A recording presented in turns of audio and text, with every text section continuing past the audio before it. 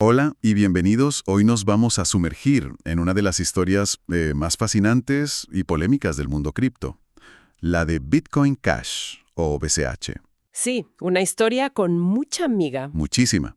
Para guiarnos tenemos delante una guía muy completa sobre el tema, actualizada para 2025. Y la misión, bueno, la misión es clara. Entender por qué una parte de la comunidad de Bitcoin decidió, en esencia, declararle la guerra a la dirección que estaba tomando el proyecto original y crear su propio camino. Esto no es solo una historia de código, es una batalla de ideologías sobre lo que el dinero digital debería ser. Totalmente. Y es que esa es la clave para entenderlo todo, de verdad. La historia de Bitcoin Cash es la materialización del debate más profundo que existe en las criptomonedas. Son una reserva de valor, una especie de oro digital que atesoras y mueves con cuidado, o son efectivo digital, algo que usamos para pagar un café, enviar dinero a un familiar, o no sé, dar una propina online de forma rápida y barata. Bitcoin y Bitcoin Cash representan las dos respuestas opuestas a esa misma pregunta. De acuerdo, pues empecemos por el principio de esa división. Todo estalla el 1 de agosto de 2017 con lo que se conoce como una bifurcación dura, un hard fork. Pero este conflicto venía gestándose desde mucho antes, ¿verdad? Desde luego. ¿Cuál era la situación de Bitcoin en los años previos a esa ruptura? Pues mira, la situación era bastante crítica. Entre 2015 y 2017, Bitcoin se estaba ahogando en su propio éxito.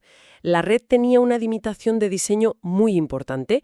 Cada bloque de transacciones, que se añade a la cadena cada 10 minutos más o menos, solo podía tener un tamaño máximo de 1 megabyte. Un mega. 1 mega. Al principio, eso era más que suficiente, claro, pero a medida que más y más gente empezó a usar Bitcoin, ese megabyte se quedó, diminuto.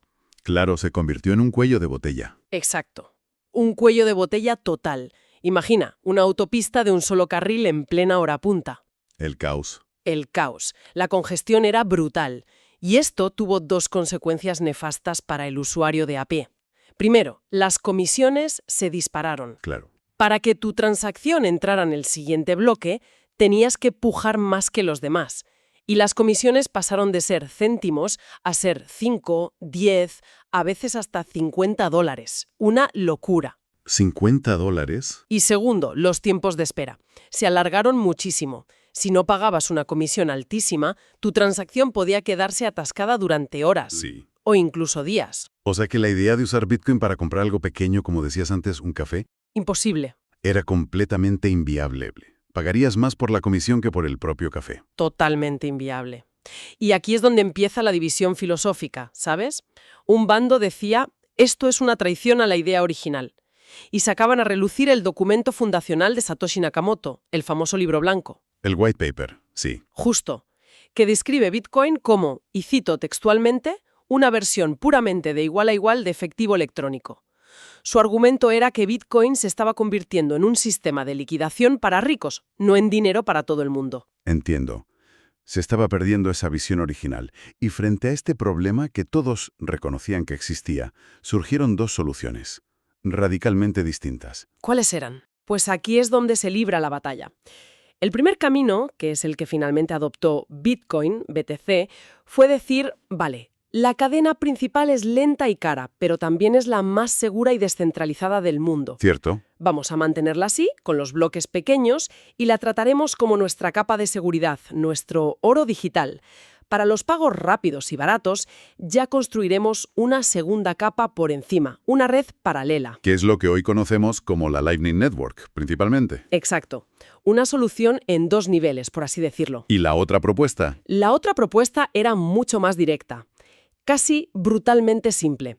Fue defendida por figuras muy influyentes como Roger Ver, que fue uno de los primeros grandes inversores en Bitcoin. Sí, me suene. Su lógica era, si la autopista de un carril está atascada, ¿por qué no construimos una de 8 carriles? Claro, tiene sentido. El problema es el límite de 1 megabyte. Aumentémoslo. Su propuesta era incrementar el tamaño del bloque directamente en la cadena principal, para que cupieran muchas más transacciones, y así mantener las comisiones bajas y las confirmaciones rápidas para todo el mundo, sin necesidad de segundas capas ni nada. Y supongo que no hubo manera de ponerlos de acuerdo. Imposible. Eran dos visiones irreconciliables sobre el futuro de la red. No había punto medio. Vaya. Así que, como no hubo consenso, la comunidad se partió en dos.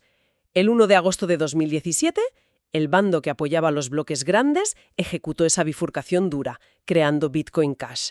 En ese momento nació una nueva cadena que compartía toda la historia de Bitcoin hasta ese día, pero que a partir de ahí, seguiría sus propias reglas. ¿Y esa decisión? La del tamaño del bloque, que parece algo muy técnico, ¿no? Es en realidad el origen de todo lo que hace a CBH diferente. Cierto, es el ADN de Bitcoin Cash. Totalmente. La guía lo deja clarísimo. Mientras Bitcoin se quedó con su límite de aproximadamente 1 megabyte, Bitcoin Cash lo amplió drásticamente. Hoy, su límite de tamaño de bloque es de 32 megabytes. 32 es una diferencia colosal. Es enorme. ¿Y cómo se traduce eso en la práctica, para alguien que quiere usarlo día a día? Pues las consecuencias son inmediatas. Primero, la capacidad de la red es muchísimo mayor. Puede procesar miles de transacciones por segundo si hace falta, frente a las 7, más o menos, de Bitcoin. Vaya cambio. Y segundo, y esto es su gran argumento de venta, las comisiones. Son ridículamente bajas. La guía da un ejemplo que es muy potente. Enviar $10 a cualquier parte del mundo cuesta alrededor de $0,0005. O sea, nada. Fracciones de céntimo. Fracciones de céntimo. Y tercero, las transacciones se confirman rápido, normalmente en el siguiente bloque, sin importar la congestión, porque, claro, siempre hay espacio. Eso cambia por completo los posibles casos de uso. De repente los micropagos, las propinas online, las remesas internacionales de pequeñas cantidades, todo eso vuelve a ser posible. Exacto. Se posiciona como lo que sus defensores creen que Bitcoin siempre debió ser: efectivo digital para el día a día. Una herramienta para el comercio, no solo para la especulación o para el atesoramiento. Ahora bien, una pregunta importante. Al hacer este cambio tan grande, ¿Bitcoin Cash se convirtió en algo completamente nuevo o todavía conserva, digamos, la esencia de Bitcoin? Esa es una pregunta fundamental y la guía es muy clara al respecto. A pesar de esa diferencia abismal en la estrategia de escalado, BCH conserva la arquitectura central de Bitcoin. No es una moneda creada de la nada. Vale. ¿Qué elementos clave comparte con el Bitcoin original?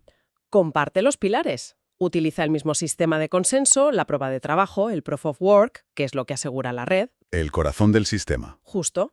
Usa el mismo algoritmo de minería, el SHA-256, lo que significa que los mismos equipos especializados pueden minar ambas monedas. Y lo más importante, comparte la misma política monetaria. Un suministro máximo y fijo de 21 millones de monedas y un ciclo de halving que reduce la emisión a la mitad cada 4 años. O sea, la escasez y la predictibilidad monetaria, que son dos de las características más valoradas de Bitcoin, se mantienen intactas en Bitcoin Cash. Precisamente. Se podría decir que comparten el mismo motor monetario, pero le han puesto una carrocería completamente diferente. Buena analogía. Uno está diseñado para ser un vehículo de carga pesada, lento y seguro para mover grandes valores. Y el otro está diseñado para ser un utilitario ágil y económico para los trayectos del día a día. Pero la historia no acaba en 2017. La guía menciona que BCH ha seguido evolucionando. En 2023, por ejemplo, se activó una actualización muy importante llamada Cash Tokens. ¿Qué es esto y por qué es relevante? Cash Tokens representa, digamos, la siguiente fase de BCH. Es una funcionalidad que se añade a la cadena base y que le permite manejar otros tipos de activos digitales de forma nativa. Con esto puedes crear tokens fungibles, que podrían ser otras criptomonedas, monedas estables vinculadas al dólar o, puntos de un programa de fidelidad, por ejemplo. Vari. Y también puedes crear tokens no fungibles, los famosos NFT. Eso suena mucho a lo que hace Ethereum y otras cadenas de contratos inteligentes. Está intentando competir en ese terreno. Sí y no. El enfoque es muy diferente. La gran crítica a redes como Ethereum es que, a medida que su ecosistema de tokens crecía, la red se congestionaba y las comisiones se volvían prohibitivas. Repitiendo el mismo problema que tuvo Bitcoin. Exacto. Volviendo a la casilla de salida.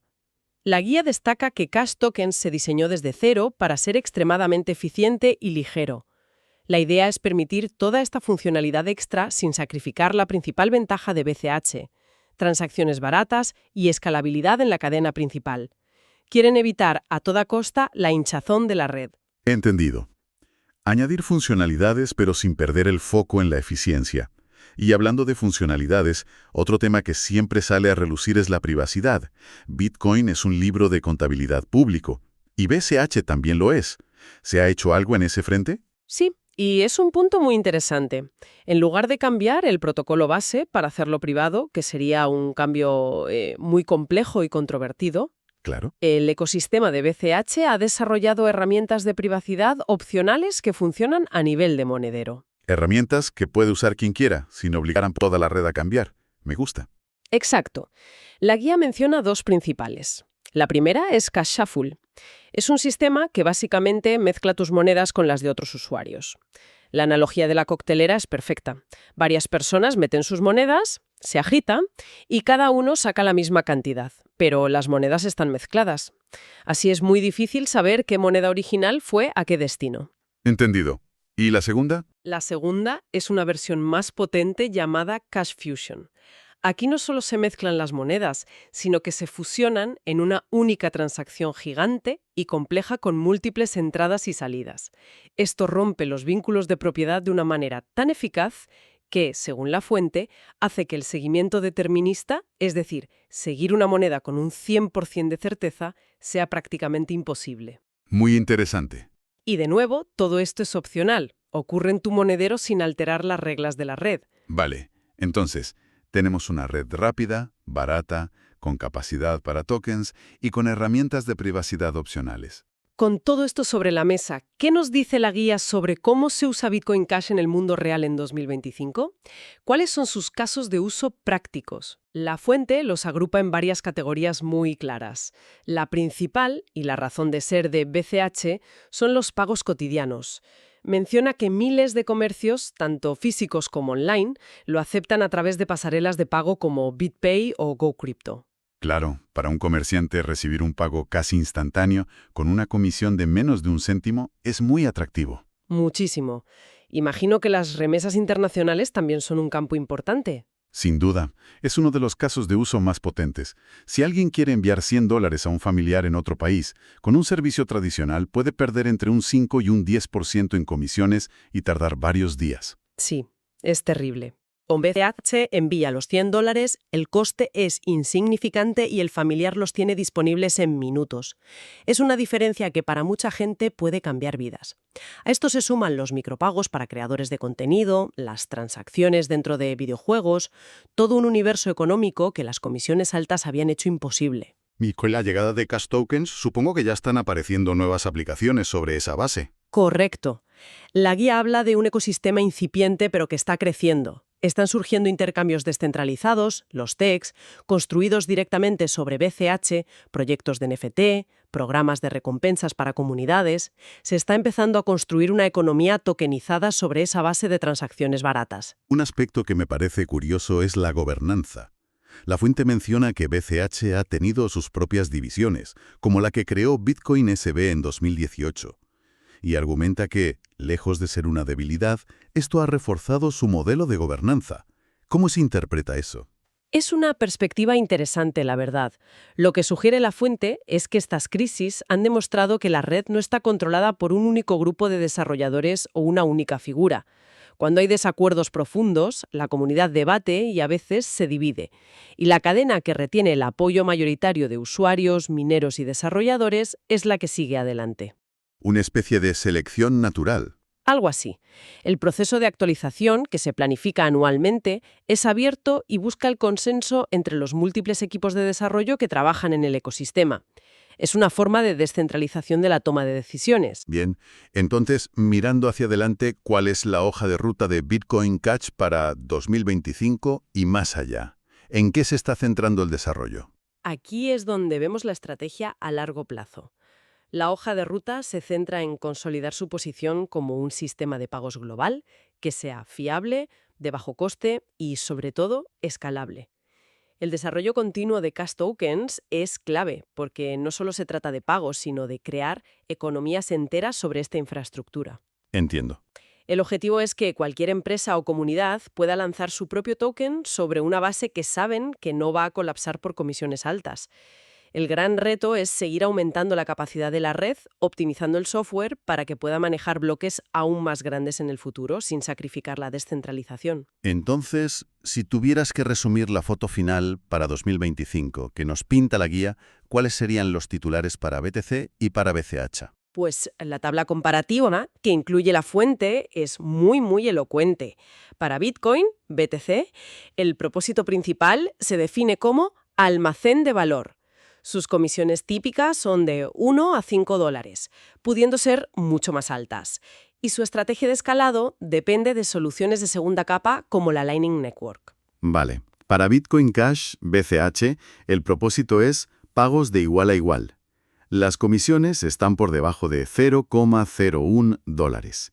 Y el escalado se produce directamente en la cadena principal. Son dos mundos distintos. Entonces, para concluir nuestro análisis, la historia de Bitcoin Cash es la de un proyecto que nació con la misión de preservar una visión muy concreta de lo que Bitcoin debía ser: dinero electrónico para todos.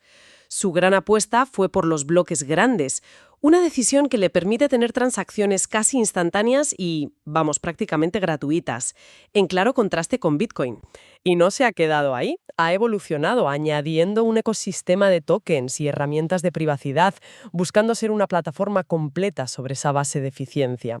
Al final, lo que nos enseña esta historia es que BTC no es una sola idea, es un campo de batalla de visiones. Totalmente. BCH no es tanto un clon como un universo alternativo que nos obliga a preguntarnos ¿qué queríamos que fuera el dinero digital en primer lugar? ¿Oro o efectivo? Una pregunta que a día de hoy sigue sin una respuesta única. Y eso nos deja con una reflexión final que a mí me parece muy provocadora. La fuente describe un posible futuro de coexistencia pacífica, BTC como el oro digital del sistema y BCH como el efectivo digital. Suena bien, en principio. Pero ¿es realmente sostenible a largo plazo que dos proyectos que comparten un origen, una marca tan potente y hasta la misma tecnología de minería sigan caminos tan divergentes? Es una buena pregunta. ¿O inevitablemente las fuerzas del mercado, la adopción de los usuarios y la competencia por los recursos de minería acabarán por decantar la balanza hacia una de las dos visiones, redefiniendo para siempre lo que el público entiende por la palabra Bitcoin? Es algo sobre lo que desde luego merece la pena reflexionar